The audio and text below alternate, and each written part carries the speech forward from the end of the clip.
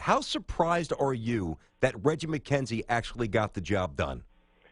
You know what? I'm really not that surprised. And think about some of those conversations we had.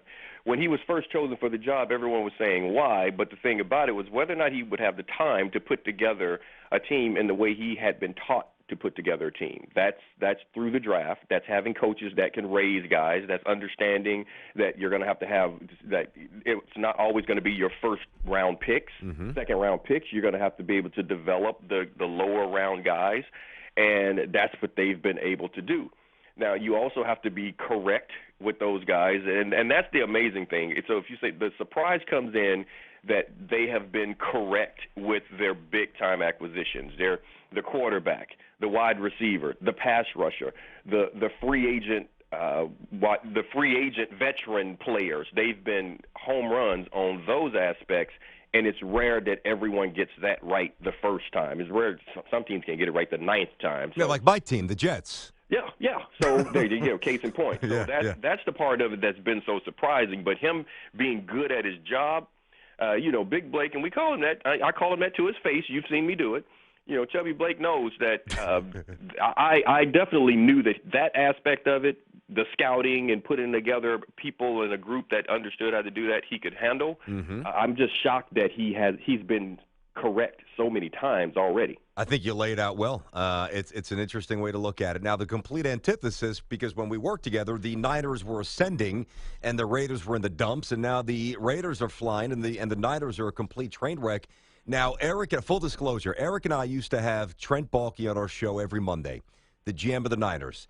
And I'm just going to tell you, because I've told my audience, and Eric knows this, I did not get along with Trent. We just didn't. I couldn't stand him. I mean, I'll tell you this, it never prevented me from saying he was doing a really good job. I always gave him that because he was. But there was a personality offset that just was not harmonious. We did not get along. Now, putting that aside, it's a couple of years, and Trent's been calling the shots, and the Niners are a mess. Should he be back running the team next season? Well, you know what? The hard part about him running, you know what? Let me start this over by saying removing Trent from the GM position is not going to fix the 49ers. They're so far beyond that right now. So I don't think that's the issue.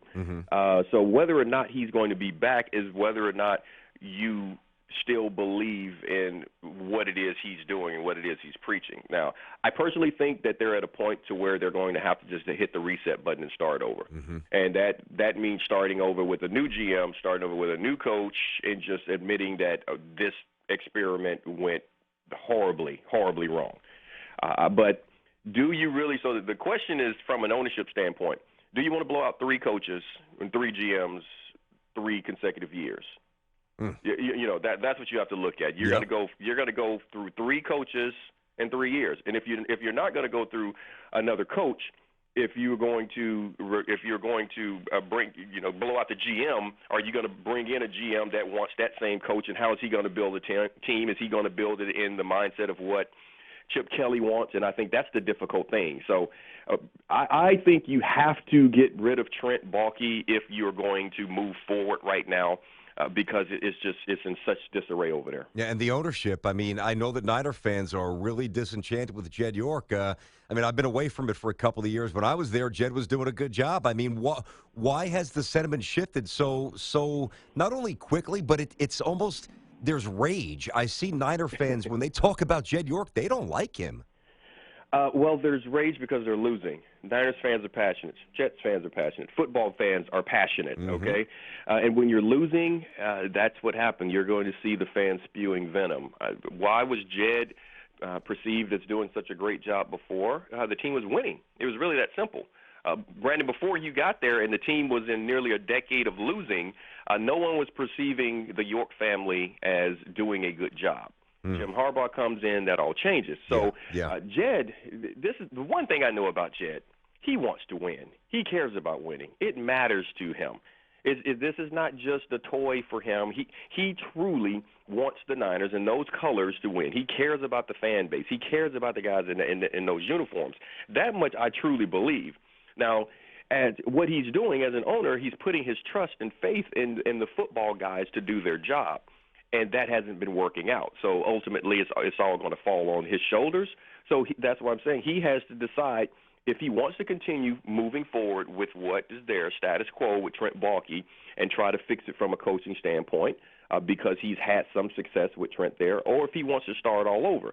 That's the difficult part, but that's the decision that you have to make when you write the checks, and that's where he's sitting right now. But hatred towards him for not caring, that part of it I don't understand, beyond the fact that they're just not winning. Yeah, it's venomous. Eric Davis, of course, my former guy in San Francisco, and won a championship with the Niners. Picking off Troy Aikman, bringing him to the house, certainly a career highlight. Also, he was, people forget this, you were the career pick leader for the Panthers before you were unseated a couple of years ago. So when you signed there as a free agent, you had a really good career with Carolina as well. And I want to ask you about Carolina. ED, part of the NFL Network. You'll see him tonight, Total Access, which is a good show. I watch it a lot. Crying out loud. Oh, goodness. That's actually funny when you guys do that. All right, so the decision by Ron Rivera to sit Cam Newton a series over a tie.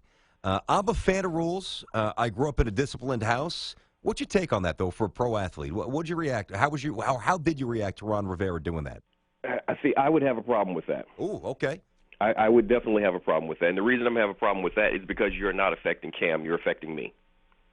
Coach, I get it. Like I had this conversation with Dom Capers back when I was playing for the Panthers when he did something to Sam Mills for being literally 15 seconds late to a meeting. Okay. And I explained to him that Sam has actually, just like Cam, they've earned. People may not want to hear this, but I'm sorry. This is just the way the league is set up. And guys that are more valuable to your team get to get away with certain things.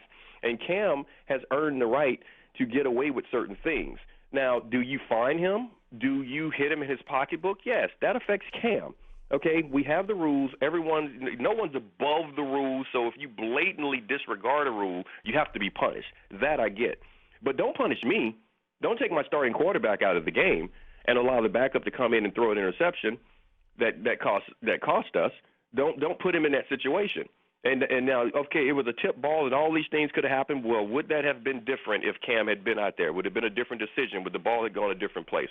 Those are the things that I always question. So it's one thing if you're messing with his money, but don't mess with mine. So that's how I feel about that. Don't ever take one of my good players off for a situation that's something that's personal to them when it doesn't have anything to do with the football. But, ED, what about this, though, just to see the other side? Listen, I'm not around the Panthers at all. I have no idea. But I did say to Tiki's off today, but I did say to Tiki the other day, so, what if there's an element of some stuff going on behind the scenes and, Cam just, whether it's that rule or another rule, and Ron tried to do it, and allow him to operate with different set of rules because of his stature on the team, but it just got to the point where he had to symbolically deliver a little bit of a punishment. I mean, is everything smooth with Cam and the Panthers right now, aside from the tie? No, I think everything is smooth with Cam and the Panthers. Okay. But I still say no matter what's happening, if it is not something that is league rules, if it's team rules, if you're doing something like that, then just find a guy.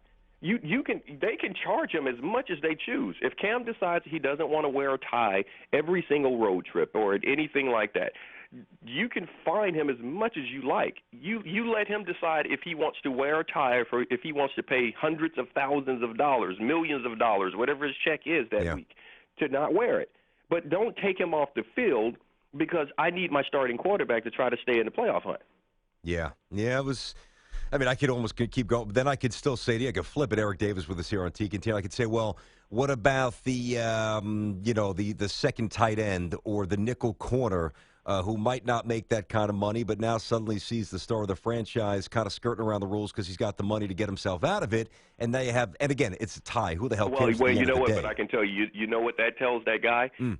Play at that level. Yeah. You start playing at a Pro Bowl MVP level, you become that important to the team. Guess what? You get to break a couple of rules. Okay. So it's all in how you look at it. I hear you, man. And I can tell you, when I first got in the league, I wanted to be able to do some of the things that the Ronnie Lotts and the Eric Wrights and all those guys could do. I'll never forget the day when Ronnie Lott walked into practice on a Sunday and said, on a Monday and said, I'm not practicing this week.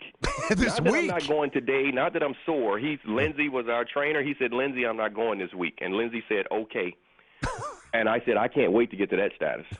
Did you ever get there? Yeah, I got there. It took me a while, but I got there. Nice.